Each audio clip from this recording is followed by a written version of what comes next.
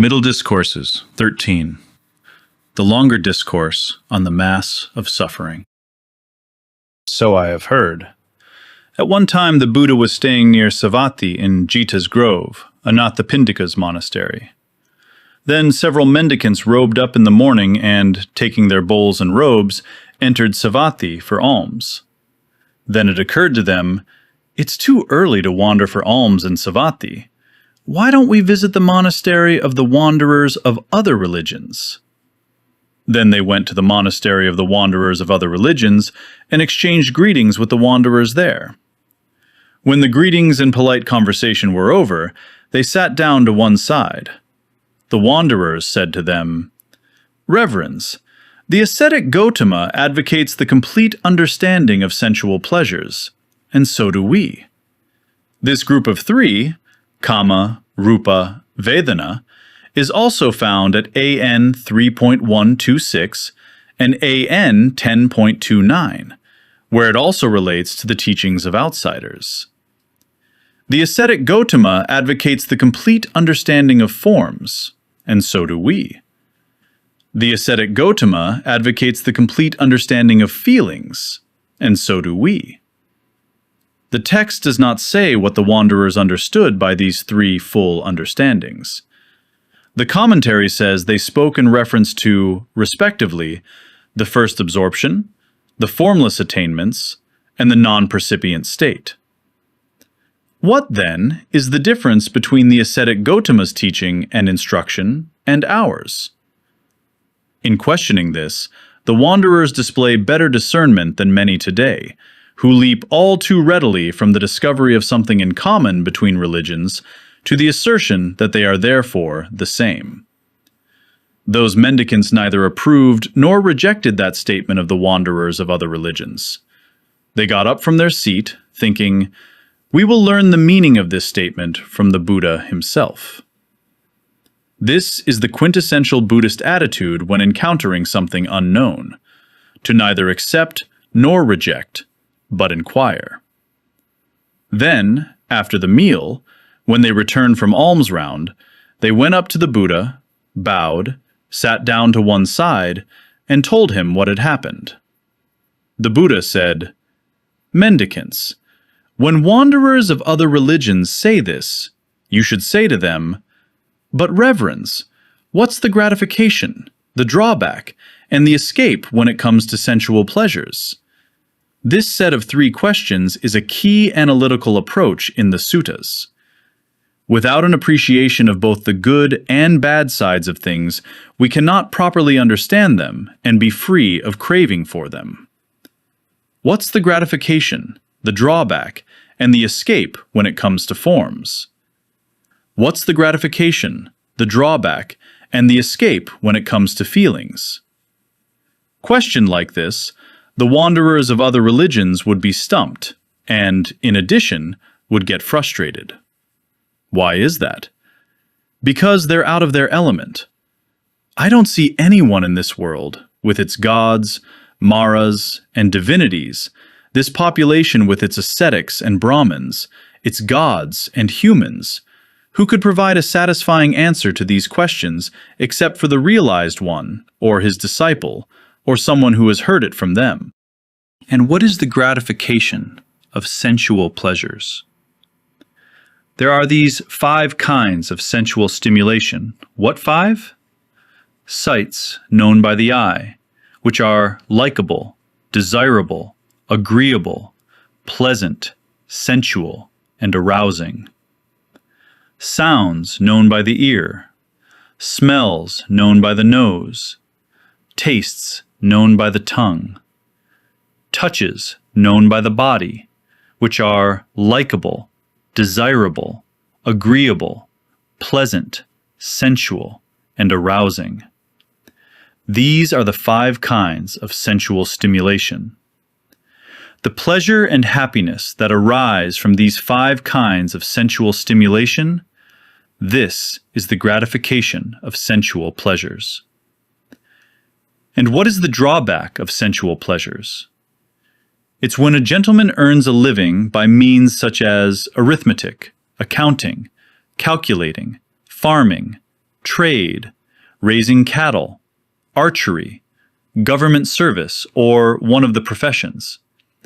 But they must face cold and heat, being hurt by the touch of flies, mosquitoes, wind, sun, and reptiles, and risking death from hunger and thirst. This is a drawback of sensual pleasures apparent in the present life, a mass of suffering caused by sensual pleasures. That gentleman might try hard, strive, and make an effort, but fail to accrue money.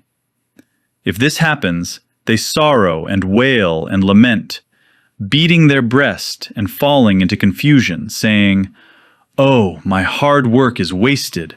My efforts are fruitless."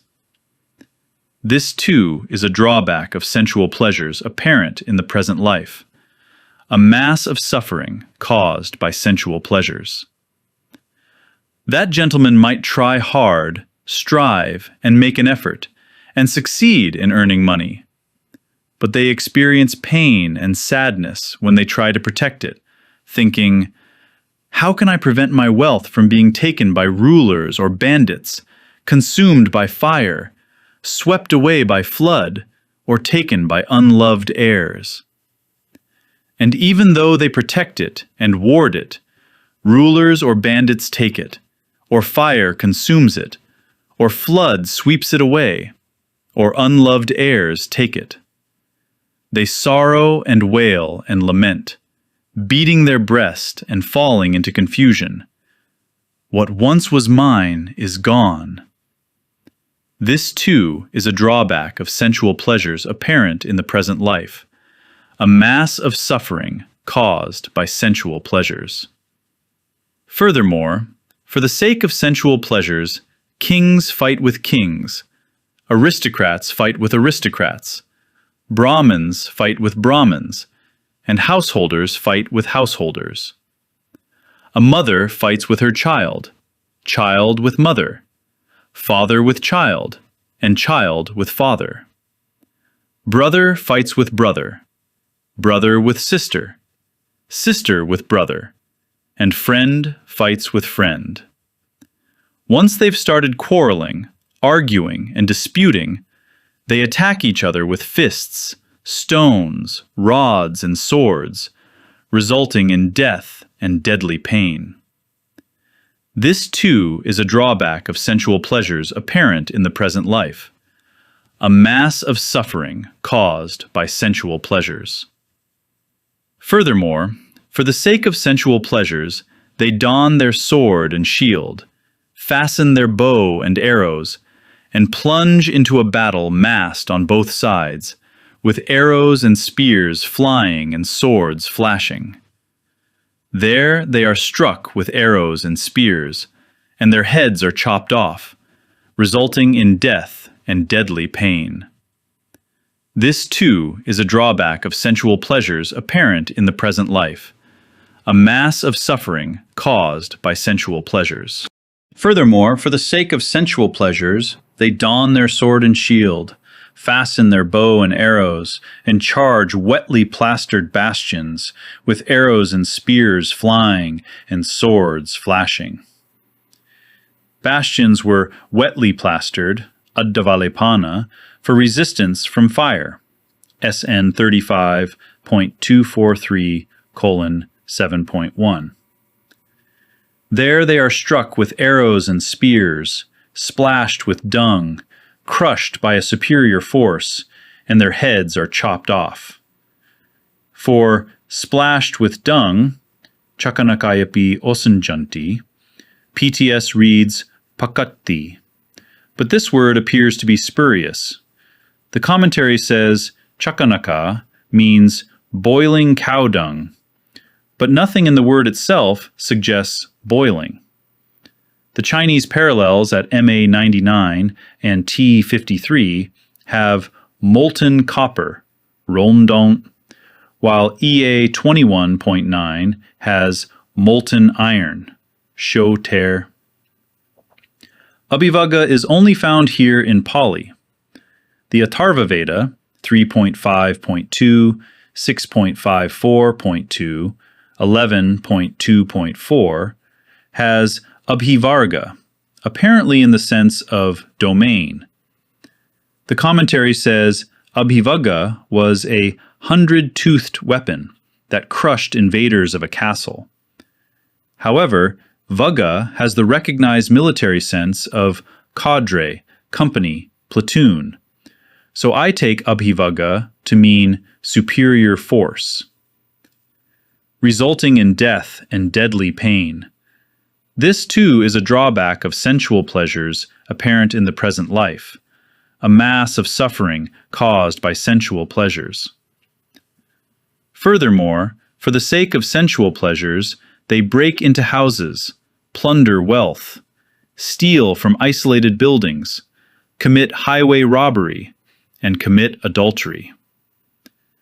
The rulers would arrest them and subject them to various punishments: whipping, caning, and clubbing, cutting off hands or feet, or both, cutting off ears or nose, or both, the porridge pot, the shell shave, the Rahu's mouth, the garland of fire, the burning hand, the bulrush twist, the bark dress, the antelope, the meat hook, the coins, the caustic pickle, the twisting bar, the straw mat, being splashed with hot oil, being fed to the hounds, being impaled alive, and being beheaded.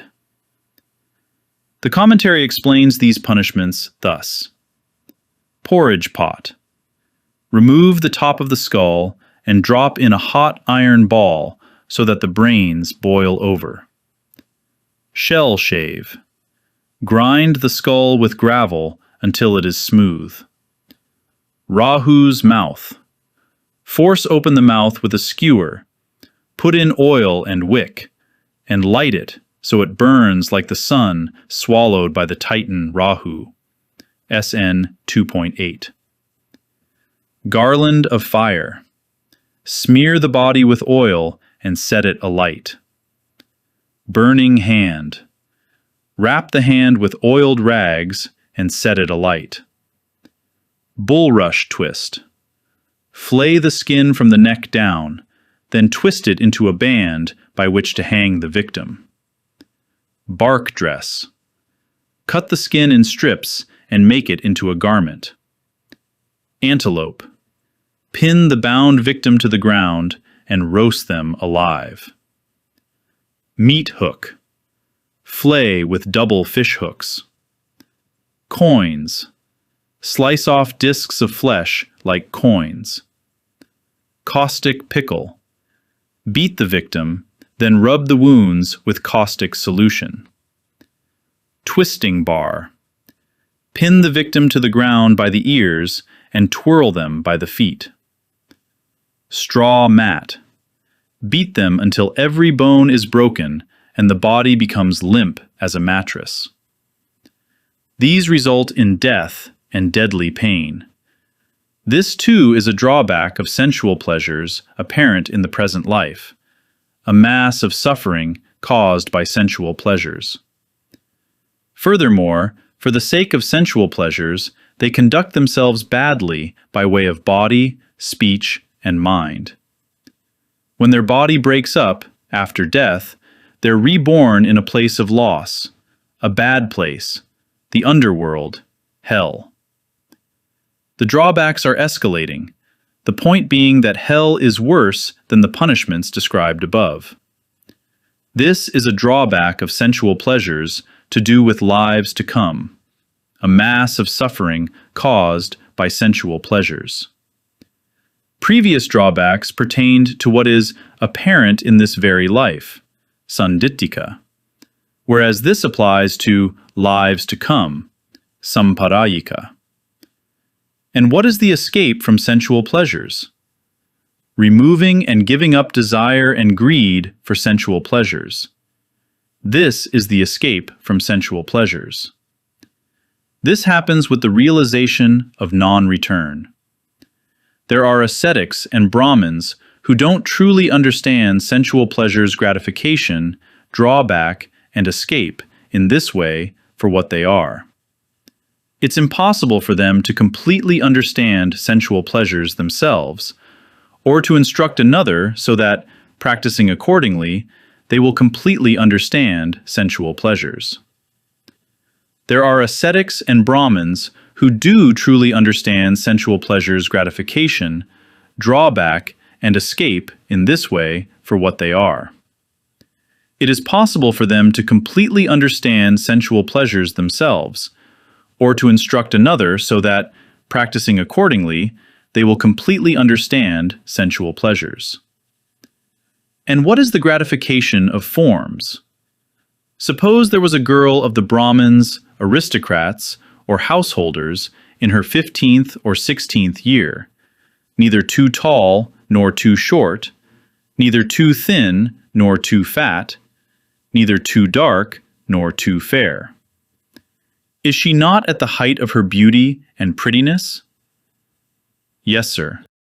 The pleasure and happiness that arise from this beauty and prettiness is the gratification of forms. And what is the drawback of forms? Suppose that sometime later you were to see that same sister, 80, 90, or 100 years old, bent double, crooked, leaning on a staff, trembling as they walk, ailing, past their prime, with teeth broken, hair gray and scanty or bald, skin wrinkled, and limbs blotchy. What do you think, mendicants? Has not that former beauty vanished and the drawback become clear? Yes, sir. This is the drawback of forms.